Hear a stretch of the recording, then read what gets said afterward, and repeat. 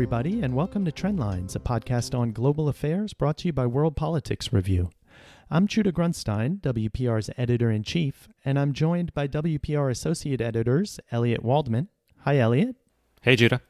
And Prachi Vidwans. Hi, Prachi. Hi, Judah.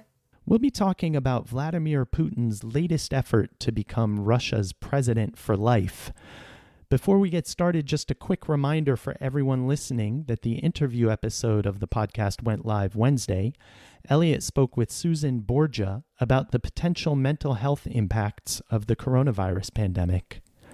Prachi, Elliot, getting to today's topic, voting just kicked off on Thursday in a week-long period of voting for a referendum in Russia on constitutional reforms or some proposed measures. The betting money is on them passing because they're supported by Vladimir Putin. This is the result of some moves he made in the early part of the year that were at the time somewhat cryptic, pretty much all interpreted as a way in which he could continue to hold on to power despite having to not run for office because of a constitutional two-term limit or two consecutive term limit for the Russian presidency. More recently, that kind of nuance was just thrown to the wind, and the Russian parliament and most recently the Constitutional Court just agreed to essentially reset the term limits for Putin so that he can simply run again in 2024 for two more six-year terms, which means that he could potentially end up leaving office in 2036, which would surpass Joseph Stalin's rule. Prachi, as always, when it comes to Russia, the story sort of begins and ends with Vladimir Putin. And for me, and I wonder if you agree, he's such an object of fascination in the West and in the U.S. And so controversial that it's almost hard to have an objective conversation or discussion about him because of the wide range of opinions. I would agree with that. I mean, I come from a human rights background, so to me, there's possibly less ambiguity there. You know, Vladimir Putin is an authoritarian leader leading an authoritarian state, and that's kind of the backdrop of the conversation whenever I talk about him. But there's an issue when you talk about Russia about, you know, what is an objective reality in a media context there where there's so much spin. So, for example, with this referendum, Russia seems to be spinning it in a way that the New York Times put it as a nail-biting drama of democracy at work, which is, it's kind of ridiculous to say that because in Russia, the judicial system is not independent at all from the executive. The media is tightly controlled. Votes are really suspect, they're, if not outright rigged. So what does a democratic exercise like a referendum really mean in this context? And how do you negotiate that with the reporting? And how do you talk about that objectively? I feel like in some ways the reporting on this referendum has been, you know, treating it as if it's a referendum in a democratic country, or at least in a competitive authoritarian country where, you know, the changing an amendment like this is a sign that democracy is dying. Whereas in Russia, there is really not much democracy to be found. I think the question is who benefits from this exercise of the referendum. There's William Dobson from NPR wrote a book called The Dictator's Learning Curve, where he uses Russia to explain this idea that totalitarian authoritarianism doesn't really function in the current world in the forms that it used to take, and that nowadays authoritarians try to look more like democrats because it gives them more legitimacy on the international stage. I kind of wonder, I mean, past that, I wonder what you guys think about it. What past, you know, trying to win this sense of legitimacy on the international stage, what could be the purpose of a constitutional referendum in such a closed society? It's definitely surprising in the sense that previously when Putin came to the end of his second term, he stepped down and became prime minister so that Dmitry Medvedev took over the presidency for a term before Putin then was reelected for his third and fourth terms. So it's a little surprising that there was so much care taken to follow the Constitution back then, and now such an obvious dismissal of those niceties. Elliot, I mean, in the West, you could almost follow a number of cycles with regard to Putin. He won Time Magazine's Person of the Year, I believe, in 2006 or around there. There was that sense of him as a very serious leader that was leading a Russian resurgence. Then there's the whole series of pictures of him with no shirt on horseback and hunting and fighting all sorts of, or shooting at all sorts of wild animals in the Russian tundra. And he became almost a comical figure. And more recently, with the election interference in 2016 and Russia's role in Ukraine and Syria, much more sinister. Where do you come down on the scale in terms of Putin as an individual leader and Russia as a power? He's definitely a consequential and fascinating figure. Just in reading some of the commentary on this referendum, it was notable how many Russia experts basically confessed that when Putin first came to power 20 years ago, no one believed that he would be in power for this long. He was essentially an accidental leader who was chosen by Boris Yeltsin to be the successor. And according to Susan Glaser, of the New Yorker, formerly of the Washington Post, one of the main reasons for that was Putin's sobriety. So that tells you a lot about how the Russian political landscape looked back then. But against all odds, he's certainly made his mark, and he's changed Russia from a sort of messy, post-authoritarian fledgling democracy to a consolidated autocracy for the most part. But at the same time, I think there's sort of a misconception in the West that he's this all-powerful, domineering figure with his hands perpetually on the levers of power. And I don't necessarily think that's the case. I would definitely recommend our listeners, if they haven't already, go back and listen to an interview I did with Mark Galeotti, British Russia expert, last year. And he has written at length about Putin, about how there's this just sort of misconception about the kind of ruler he is and the reality of the Russian system being much more messy. And I think you see that in this referendum too, because the resetting of the clock on Putin's rule is not the only thing that Russian voters are voting on, right? There's also indexation of pensions, which is Putin's effort to try to gain back some loyalty after this really controversial and unpopular pension reform that prompted mass protests in 2018. There's the enshrining of the definition of marriage between a man and a woman. There's putting in a reference to belief in God in the Constitution, sovereignty of national law over international law. Just a lot of these really red meat nationalist issues that I think Putin and other Russian leaders are hoping will provide more of a draw to Russian voters to come out and participate in this. Because, I mean, as Prachi alluded to, at the end of the day, this is an autocracy, but it has a democratic veneer. And in order to sustain the bare minimum of that veneer, they still need people to come out to polling places. There's also a question of degree.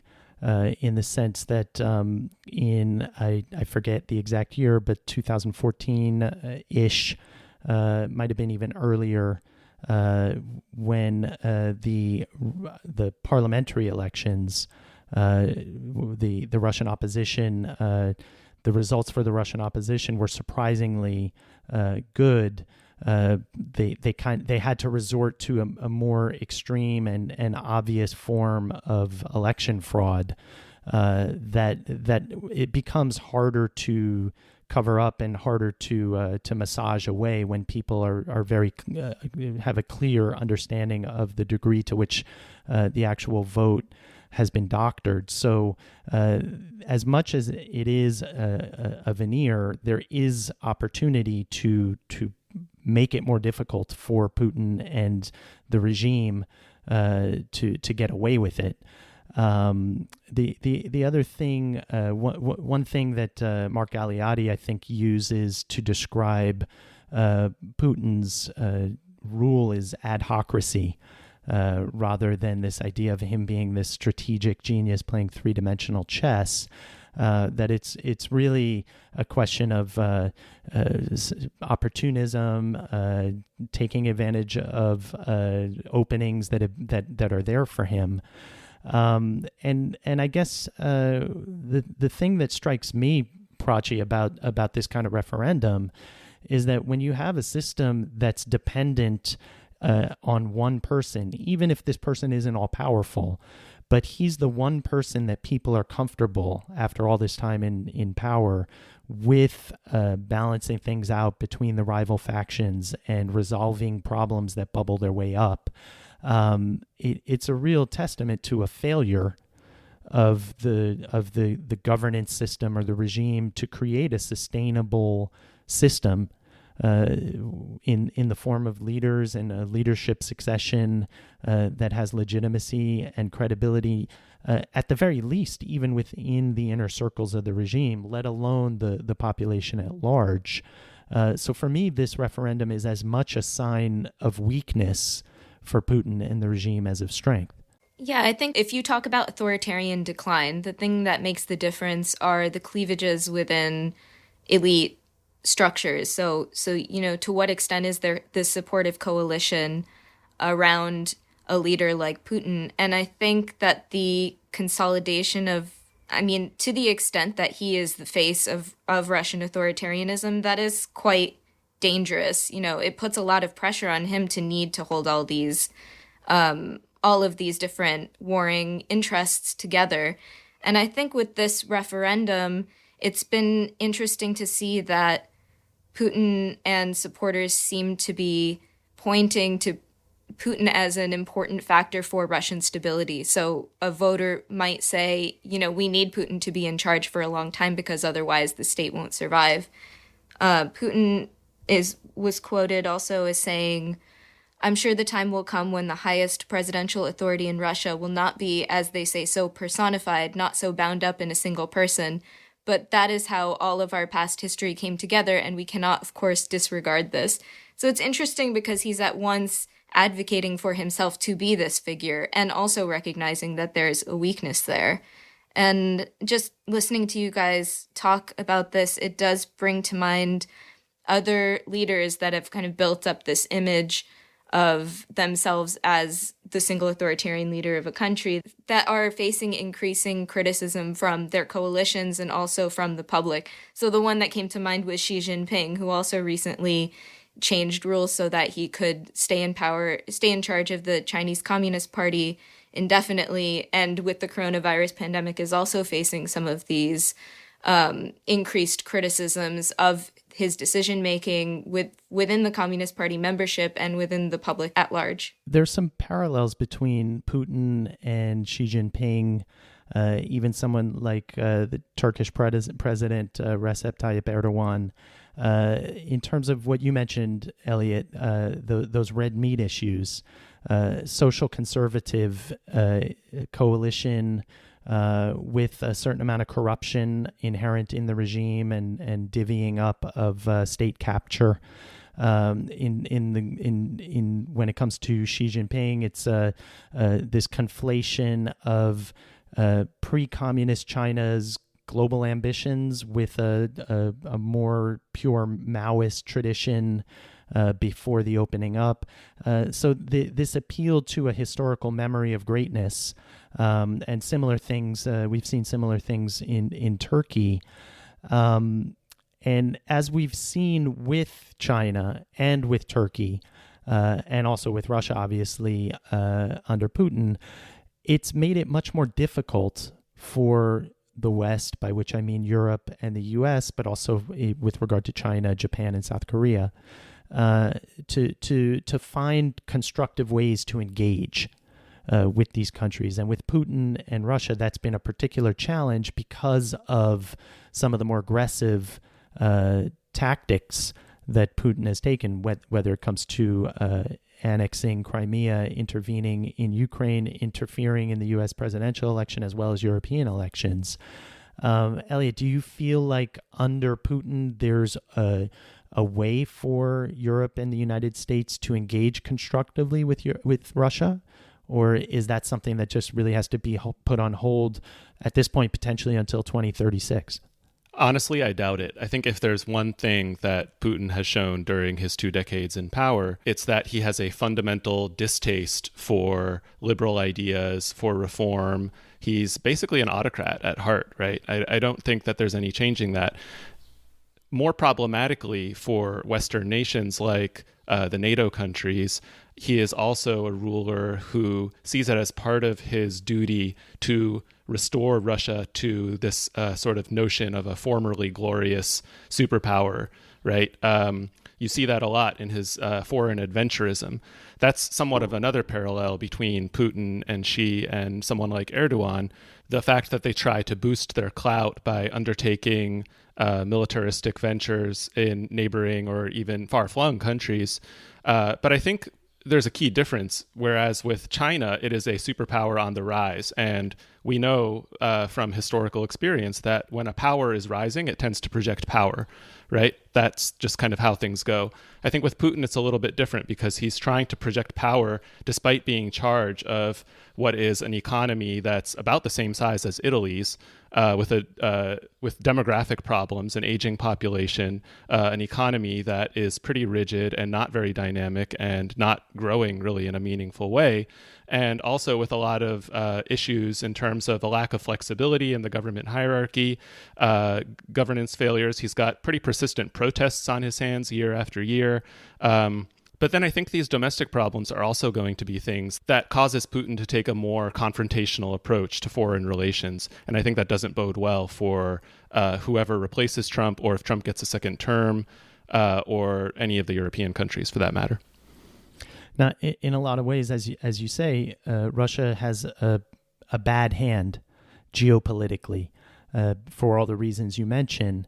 And at the same time, one of the things I think that Putin was able to take advantage of, and I don't think it's because he's a strategic genius by any means. I think that he's an opportunist, and I think he has, even if he's not reckless, he has an appetite or a tolerance for risk that for now have exceeded his counterparts in Europe and in the U.S.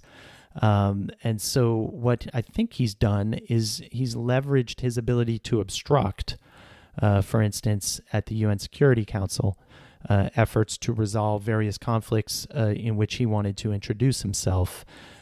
He's worked in very low-cost ways that minimize his exposure to increase Russia's influence, for instance, in Syria, in Libya, through the use of proxies and allying with local forces, or in the case of Syria, with the Syrian government.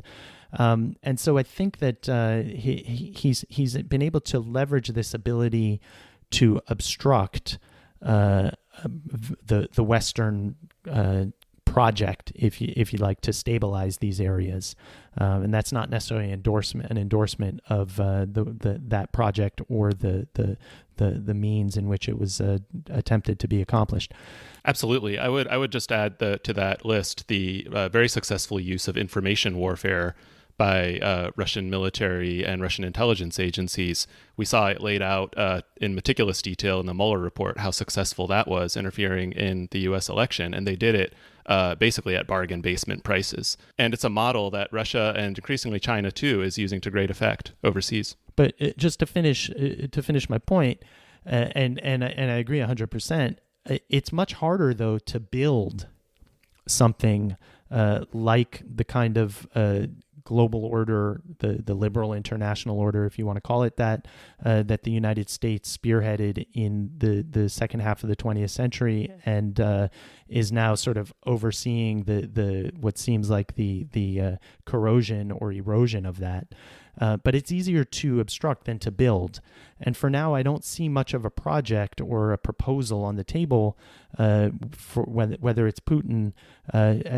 China at least has this Belt and Road Initiative as a framework for its engagement with the world.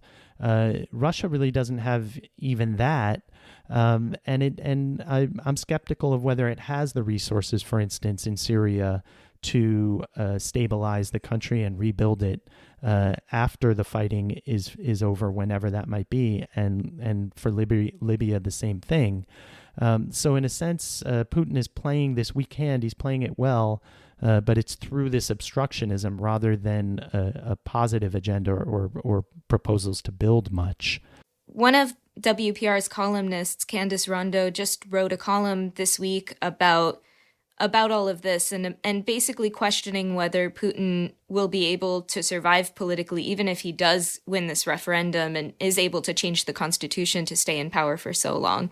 And of course, that speaks to some of these coalitional issues that we spoke about. But she also raised the point that, with Russia's economy in such a dire state, some of this foreign adventurism that Elliot mentioned is, there might not be the funds to continue that in the same way. So it'll be interesting to see how, whether we see a change in how aggressive Russia is and how much money these projects are getting at a point when the domestic situation is so unclear. That's probably overstating it a bit. I don't think I think his support is waning, but I'd be surprised, if there was like a massive, political opposition to him in the short term. But still, I think some of these referendums as well seem to be designed just to win back public support, especially things like the anti-LGBT rights referendum that you mentioned. So I wonder, do you guys think that some of these domestic pressures and the realities brought about by the coronavirus pandemic are going to shift Putin's ability to act on the foreign stage in this way? Well, I was going to mention that. Elliot, you just edited a recent briefing by Mark Galeotti on the impact of the pandemic on opinion in Russia and Putin's popularity. It might not be a game changer, but it's certainly a wild card factor in terms of whether or not Putin can maintain this sort of grip he has on the Russian population's imagination or political imagination. One of the things that I thought was really interesting about that briefing you just mentioned was that Putin really didn't want to postpone the referendum originally scheduled for, I believe, April 22nd. And it took an intervention from the mayor of Moscow, Sergei Sobyanin, to publicly tell Putin that it would be dangerous to go forward with the referendum. And then the next day, Putin announced that it would be postponed. So that kind of tells you the degree to which Putin's control depends on regional players, mayors and governors. These are the people that he relies on to carry out his work and basically prop up the system that he's put in place. But by essentially outsourcing the response to the coronavirus pandemic and telling regional officials and local officials that it's on them to contain the outbreak, Putin seems to be putting a lot of pressure on them in ways that a lot of them are probably not happy with. And Mark raises the point that could cause problems in really key parts of Putin's constituency that he needs to stay in control. Prachi, there's an element of dictatorship fatigue, not just in terms of the population, but also in terms of the dictator, no? At this point, Putin has been in power for 20 years. It hasn't necessarily even been an easy 20 years. Is there, in the literature on dictatorships, is there a sense that sometimes the dictator gets bored or tired or just wants to move on and let go of it all? There may well be a case like that. Nothing comes to mind, to be honest. I think that there are some times when a dictator gets really, really old, like Mugabe in Zimbabwe, and then there is, in that case, there was a lot of infighting in his party, ZANU-PF, about who would replace him. Would it be his wife? Would it be Mnangagwa, who did in fact take over after Mugabe was ousted? But in terms of fatigue, I'm not really sure. I think in order to be this kind of character who takes such rigid control and undermines everything else, you kind of have to have some ego and some factor of basically megalomania, wanting to keep in power. If Putin was getting tired, then he wouldn't be pursuing this referendum. So I'm not sure. In terms of a population getting fatigued, I think that's that's possibly true. I think grievances build up over a very long period of time, and then there will be some instigating factor that might kick off a social movement. But in Russia, the opposition has been very active for quite some time and has seen leader after leader be targeted by the Kremlin. So maybe this will lend some more momentum to those efforts, but they definitely exist already. I'm not really sure. Maybe you have some sense of it, but how much support the opposition has throughout Russia, it does seem to be increasing.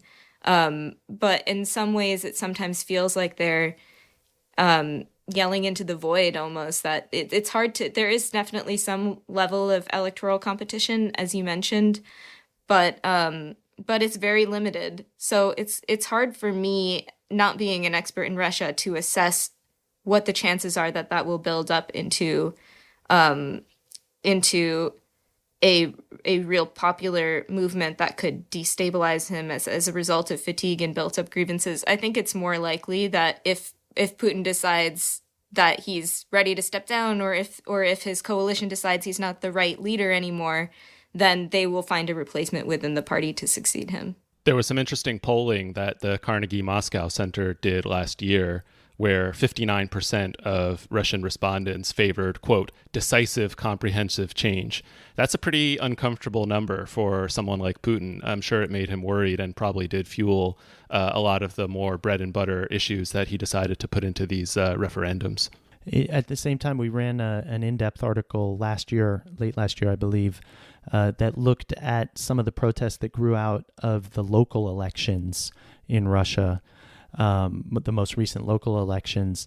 There's this younger generation of activists that is becoming more engaged, but more broadly, the polling suggests that what they call Generation Putin, which is, at this point he's been in power 20 years, so there's a younger cohort that's grown up with only Putin in power, and that for the most part it's a generation that's largely apathetic in terms of politics.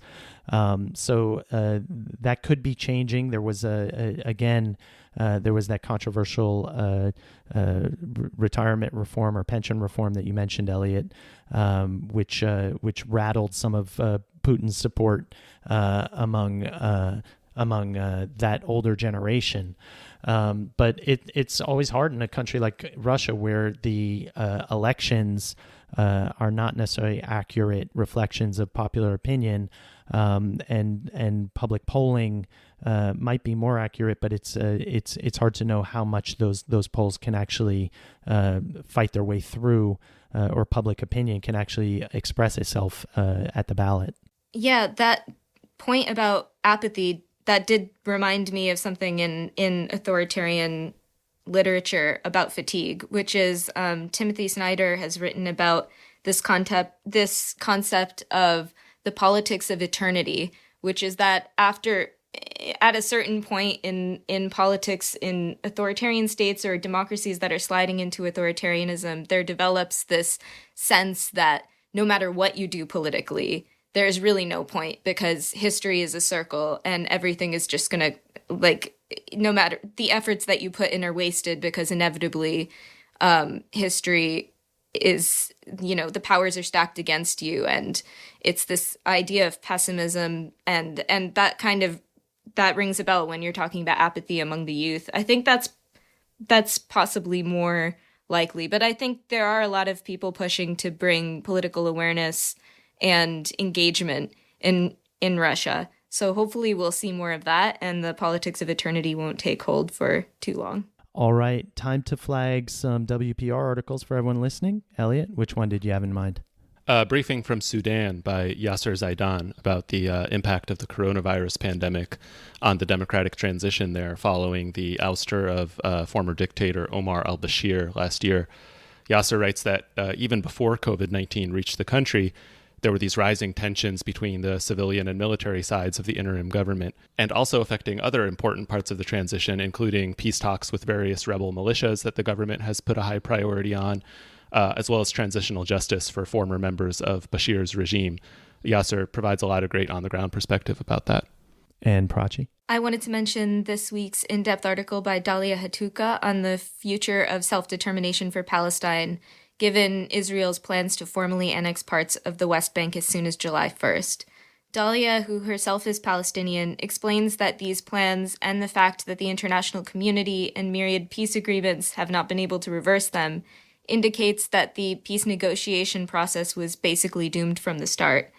Now, she writes, quote, "Rather than attempting to revive the peace process and live in the shadow of the failed Oslo Accords, Palestinians should take this opportunity to clean house politically, going beyond factionalism and rethinking the strategies long espoused by its leadership and political class." So she says that Palestinians should build a grassroots movement to win equal rights and legal recognition on par with what's afforded to Jewish Israelis, and that Palestinians and Israelis together, quote, "need to create a viable narrative for a future together."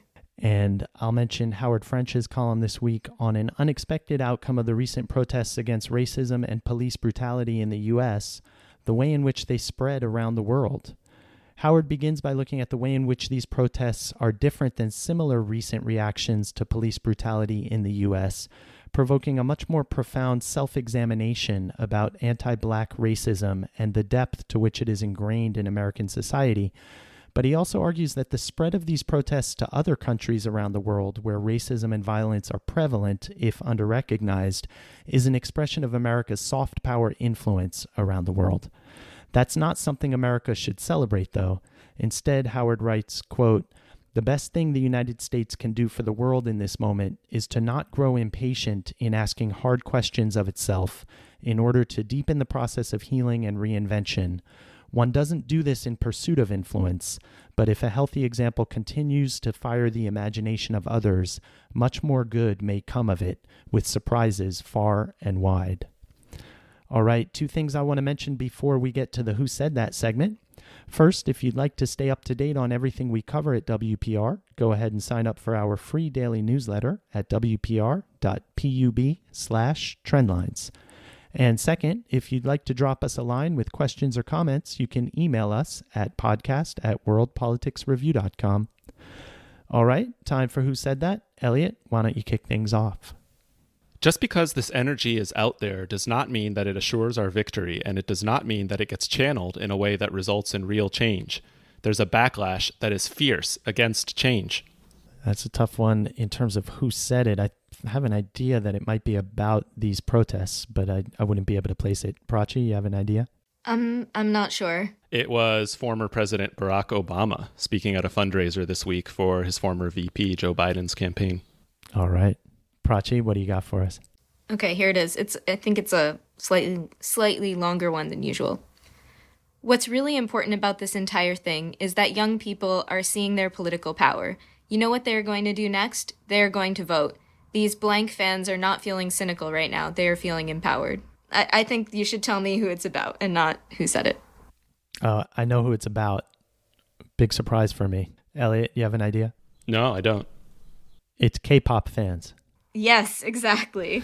So this was an academic, Cedarbow Seiji, who studies K-pop fan culture, and she was talking about how K-pop fans requested thousands of seats to Trump's Tulsa rally to mislead the campaign about how many people would show up. The amount of footnotes and asterisks that are going to have to be put on all the historical accounts of the 2020 election it just seems daunting. All of the explanations about what some of these terms mean and who they refer to. Definitely. All right, here's mine. I think the country will be relatively obvious, but so I'll say the correct answer is actually who said it. Here's the quote. "Frankly, I can't wait to go to a pub or a restaurant, even if it may not be wholly compatible with the new diet that I'm on." Was it Boris Johnson? Yeah, that would be my guess too. It is indeed British Prime Minister Boris Johnson announcing the reopening of pubs and restaurants as part of the UK's broader reopening plan, set to take effect on July 4th. He also announced the reopening of haircutters and barbershops, and he is definitely a prime example of someone who is in much need of a pandemic haircut. I've got to say, too, that's pretty good country branding, that pub equals UK. Indeed. All right. Great stuff. Thanks, Elliot. Thanks, Judah. Thanks, Prachi. Thanks, Judah. If If you'd like to stay up to date on everything we cover at WPR, go ahead and sign up for our daily newsletter at wpr.pub/trendlines. In addition to free access to selected WPR articles all week long, you'll also get a promotional code for a 25% discount on a WPR subscription. And if you'd like to send comments or questions, email us at podcast@worldpoliticsreview.com. Trendlines is produced and edited by Peter Dury. You can follow him and World Politics Review on Twitter, and you can find links to pieces covering the issues we talked about in the show notes on worldpoliticsreview.com. Have a great weekend, and see you next week for 2 new episodes of Trendlines.